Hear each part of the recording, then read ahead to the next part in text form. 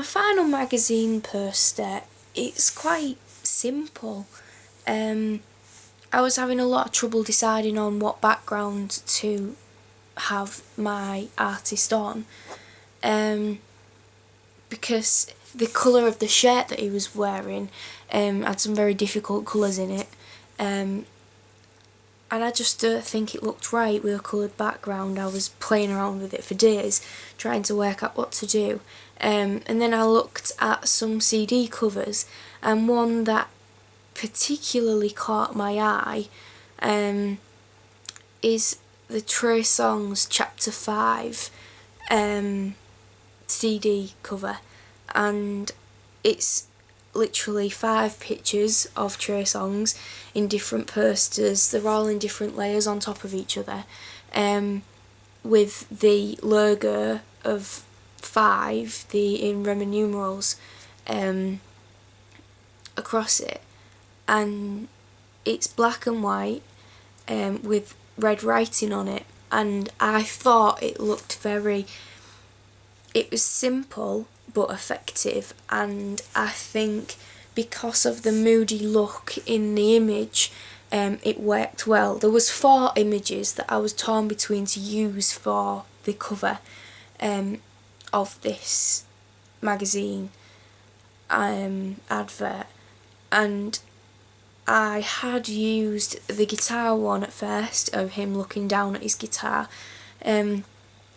but this one that I have used where he's just staring out, I think it connects with the audience, and a lot of album covers are either extreme close-ups or medium close-ups. There's not that many mid shots or long shots, so I thought it was accurate for other media texts and album covers that I'd looked at.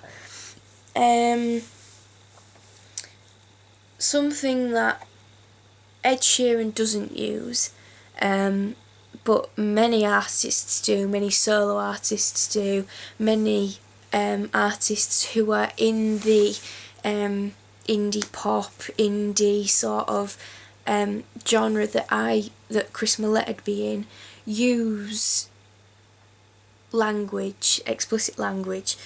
So I decided to put the advisory label on the bottom of the album cover,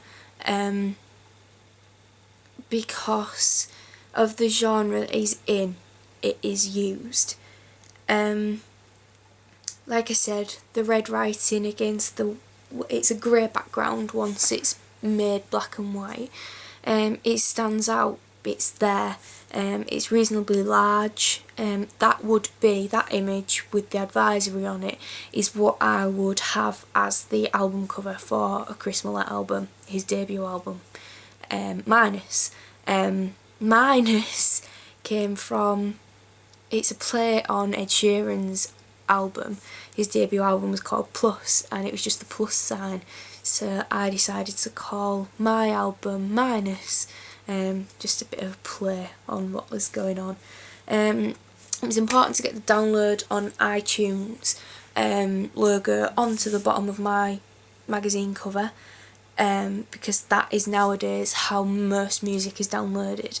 I didn't include a website, a shop to buy the album from, but that would be included because I'm doing CD and download, as it says. So iTunes, because that is where the majority of music is now downloaded from. The Atlantic logo is on the bottom of the poster because that is the recording label that Chris Millet's going to be signed to, or is signed to in this case. His website is also on the bottom of the poster, which I think is important because it's a way of plugging. If one person saw this album advert and went and looked at the website and said, "Oh, look, this is this new artist, this is his debut album, friends, listen to it," it's a way of sharing music. obviously the date, I've created that red so it links in with the album title and the name of the title and the and Chris Millette in red. It also stands out against the black background, and it's also with the other white writing. So I thought that was important to make it stand out. It's also the biggest piece of writing on the piece of paper. The ratings at the top of the screen. Some adverts use it, some adverts don't, but I think it shows that it's a successful album, that it's critically acclaimed, that people enjoy it, and that it's got a response from the industry.